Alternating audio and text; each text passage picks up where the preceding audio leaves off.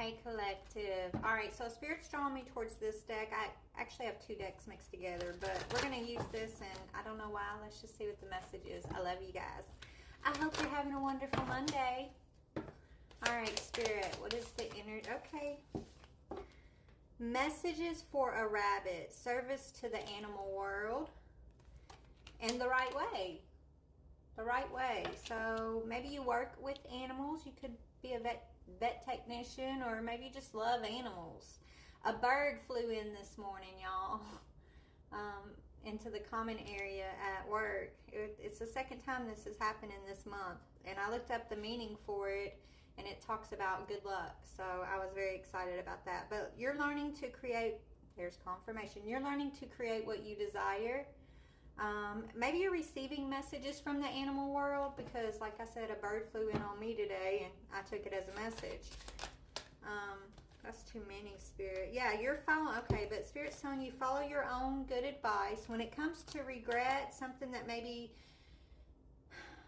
we'll see what this regret is if we got enough time here, but it's saying wake up, it's time to grow up, and it's always tea time. So collective, you know, don't ever doubt yourself. Don't doubt what you know. Don't doubt your intuition. Don't doubt your gifts, okay?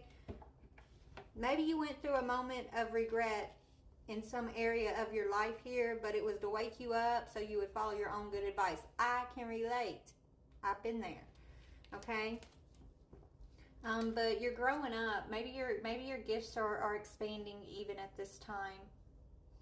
And you know the tea, it's tea time, which is telling me like you are complex, right? You know complex things. I don't know what this is. But so there could have been a moment's regret, but that moment's of regret is what's leading you towards your awakening, towards waking up, towards you following your own good advice, knowing the right way, and receiving you're receiving your messages. You are messages for a rabbit and follow your own good advice, collective. This is telling me like Spirit definitely doesn't want you to doubt yourself or doubt the messages, the insights that you receive, okay? It's very important to trust in that.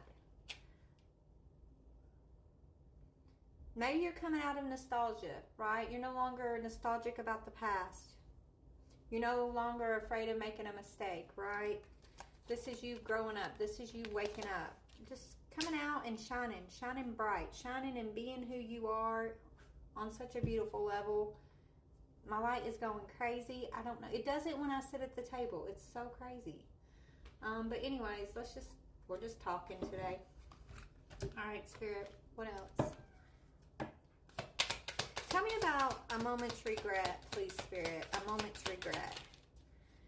Yeah, never regret being at peace or making peace. Even if people laugh at you and think that you're a fool because you're peaceful. Never regret being at peace with yourself, okay, collective?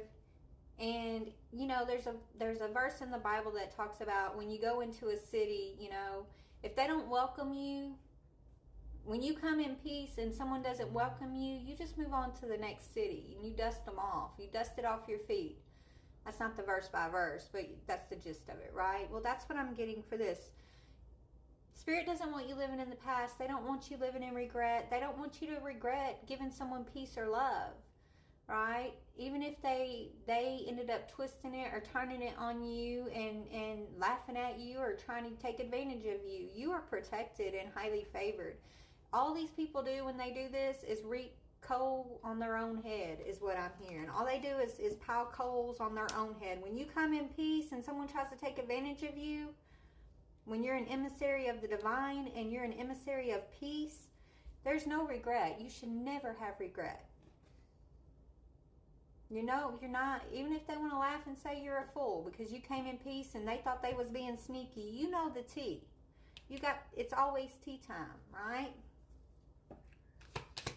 Maybe you know, you had your wake-up call, but you could also be a wake-up call that for another, right? It's like showing the right way. You have the right way. You are being guided by your animal friends and your spiritual intuition towards the right way. You have good advice. Your advice is never, you know, live in regret, I guess. To have peace with your past. Make peace with yourself, make peace with your past, and don't have regret for walking in peace or giving others peace.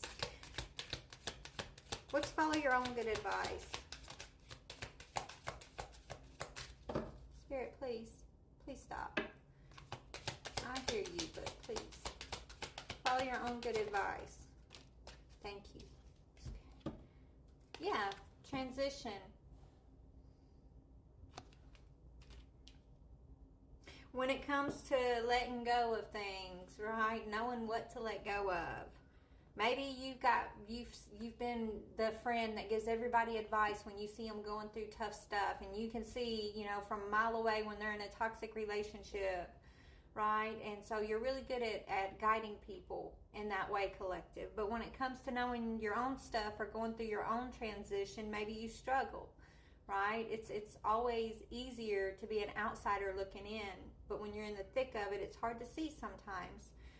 But this is telling you, what part of your life is or maybe going through a transition. Maybe you're changing relationships, careers, or cities. Whatever it is, there's a bird. The crow is signaling that you are ready to make the change. And you've given a lot of good advice. I can relate to this. I feel like Spirit's talking directly to me, y'all, but I know we're collective, so they're talking to you too, right? Your own good advice when it comes to making your changes.